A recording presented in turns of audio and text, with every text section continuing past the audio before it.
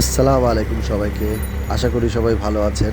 ঝটপট ব্যাগ গুছিয়ে বের হয়ে গেলাম নতুন একটা গন্তব্যের জন্য।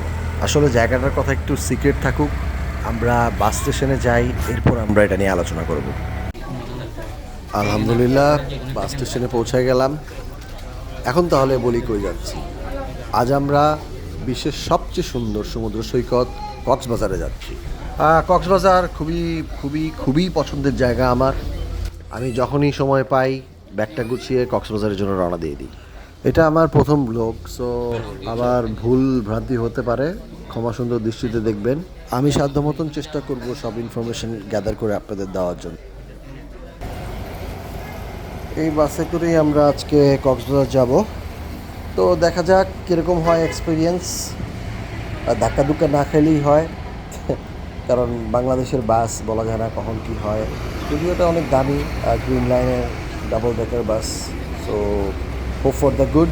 আসুন তাহলে বাসে উঠে পড়ি এবং যাত্রা শুরু করি।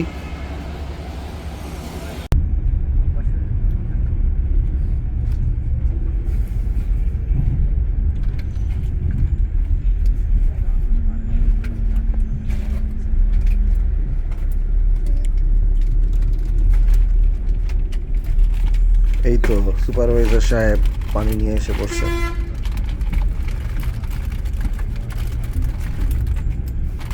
এখন সবাইকে একটা একটা করে পানি দিয়ে দিবে। বাহ, আর বাসের এনভায়রনমেন্টটা ভালো, খুব সুন্দর। অন্যান্য বাসের মতন এত শেকি না। ডাবল ডেকার হওয়ার পরেও বাসটা এত দুলতেছে না কিন্তু। তো আসলে ভালোই লাগছে বাসটা, কিন্তু সামনে সিটটা পাই নাই, এই জন্য মনের মধ্যে একটা চাপা কষ্ট আছে, যেটা আমি বোঝাতে পারবো না। ছোট্ট একটা রিকোয়েস্ট করি, তুই খালি কষ্ট করে 5 মিনিটের লেগে আয়া পর ভাই। 5টা মিনিটের লেগে তুই খালি একটু আয়া পর, তোরে মাইরা আমি ঘুমামু ভাই, আমার ঘুম হয় না। তোরে মাইরা ঘুমামু, তুই একটু আয় ভাই। এখন শনিরাকা পার হয়ে আমরা একটা ফিলিং স্টেশনে থামলাম, তেল দিচ্ছে বাস। এরপরে আর কোথাও স্টপেজ নেই, একবারে কুমিল্লাতে গিয়ে হয়তো বা কোনো একটা রেস্টুরেন্টে থামবে।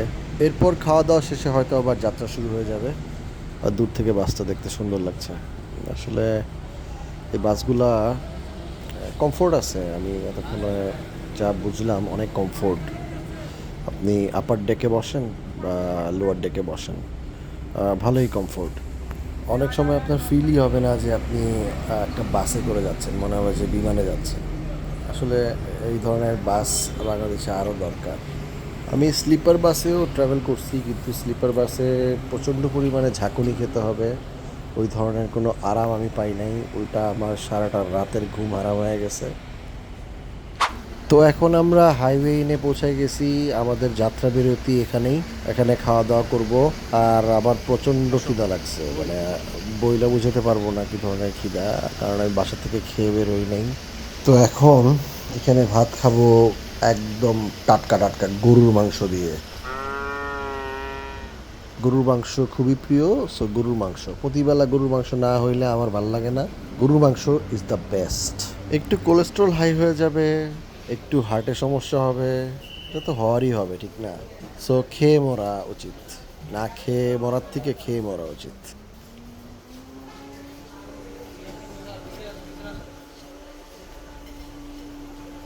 2,000 years later.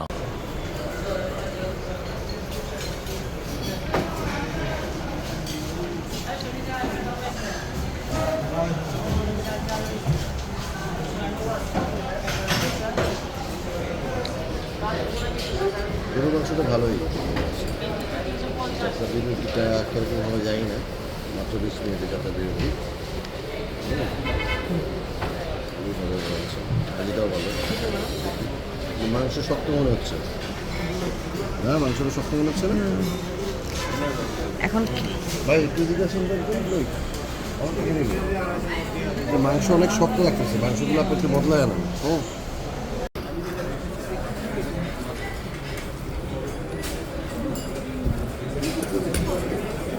সালাদ দেন, তুমি সালাদ দেন, সালাদটা দাও।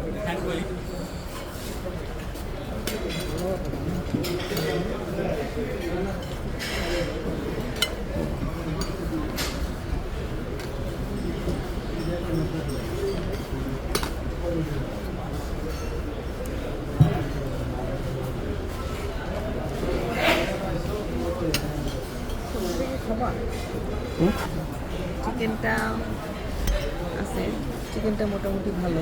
পুরোটা খেতে পারবো? খাওয়ার পরে বুঝবো এটা কেমন না।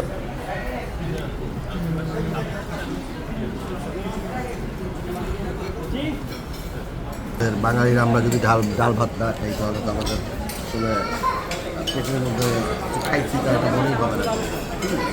ডাল ভাত আলু ভর্তা গরুর মাংসের সাথে মিশিয়ে খাইতে আলাদা একটা মজা লাগে, তাই না? আর যদি এভাবে যদি না খাই আমরা, পুরো রাস্তাটা আমার মনে করো খারাপ লাগবে যে আমি কেন খেলাম। হ্যাঁ, ডাল দিয়ে আমার লেবু দিয়ে চটকায় ভাত খেতেই হবে, ঠিক আছে? সেটা একটা আলাদা মজা। এই মজার আমি ছোটোবেলা থেকে এভাবে করে খেয়ে আসছি। আমার দাদি আগে ছোটোবেলা আমাকে এভাবে করে খাওয়াই দিত, তো খাইতে আলাদা একটা মজা আছে। ও চা এসে বসছো, চা।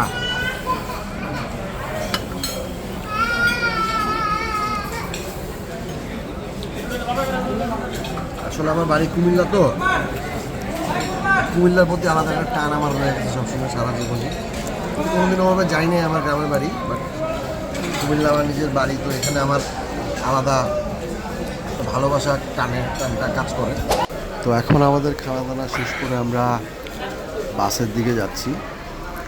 সো এখন আমাদের গাড়ি চিটাগাংয়ের দিকে যাবে কুমিল্লা ছেড়ে। অনেক খাওয়া দাওয়া করছি, খাওয়া দাওয়া করে এখন আমার হাঁটতেও খুব সমস্যা হচ্ছে। এখন আমি চিন্তা করতেছি যদি আমার বাই চান্স যদি আমার বাথরুম ধরে যায় আমি তখন কী করি। এটাই হচ্ছে মেইন প্রবলেম বাসে। যদি 1 নাম্বার কি 2 নাম্বার যদি আইসা পড়ে তো তখন কি চালাবো।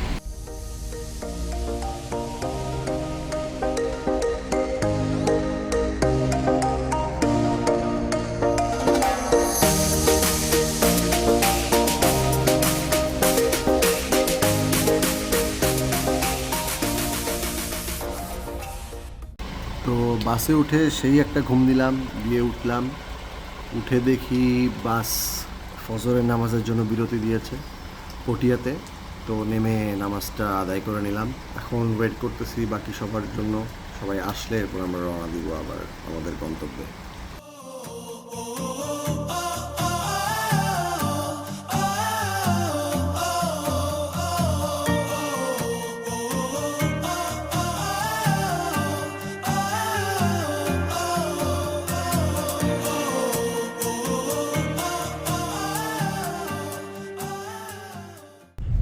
আসলে পটিয়া থেকে উঠার পরে একটা ঘুম আসলো।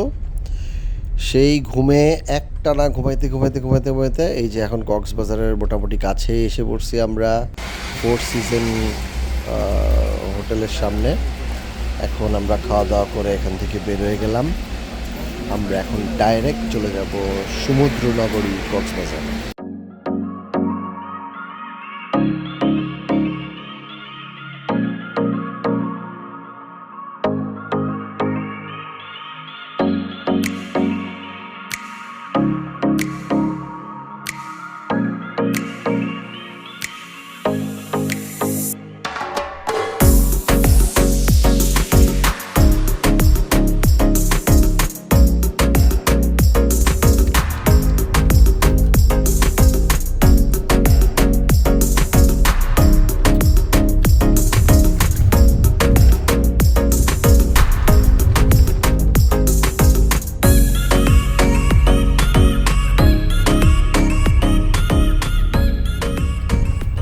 এই সামনে যে ঢালটা দেখতে পাচ্ছেন, এই ঢালটা থেকে নামলেই সামনে সমুদ্র, বিশাল সমুদ্র।